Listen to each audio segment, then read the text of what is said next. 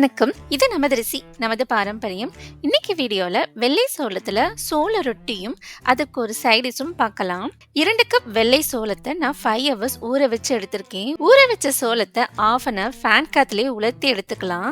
அடி கனமான பாத்திரத்துல ஒரு 5 minutes உலர்ந்த சோளத்தை வறுத்து எடுத்துக்கலாம்.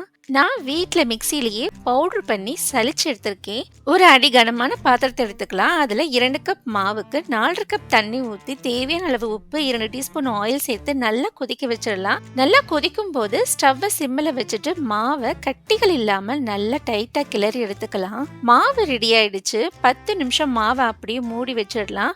இந்த கேப்ல சிம்பிளான சட்னி ரெடி பண்ணிக்கலாம். 15 சின்ன வெங்காயம், 10 பூண்டு, 2 தக்காளி, காரத்திற்கு 5 மிளகாய் ஆயில்ல சேர்த்து நல்லா வதக்கி எடுத்துக்கலாம். ஃபைனலா 2 கைப்பிடி கருவேப்பிலை சேர்த்து நல்லா வதக்கி எடுத்துக்கிறேன். சட்னி அரைக்கும் போது நெல்லிக்காய் சைஸ்க்கு புளி சேர்த்து அரைச்சு தாளிச்சு எடுத்துக்கேன். ரெடி பண்ண மாவை ஆறியதும் நல்லா கை வச்சு ஒரு 5 minutes நல்லா ஒரு சேர நல்லா பெனஞ்சு எடுத்துக்கலாம்.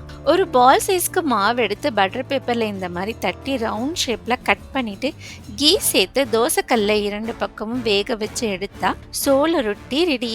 டேஸ்ட் அருமையாவே இருந்தது.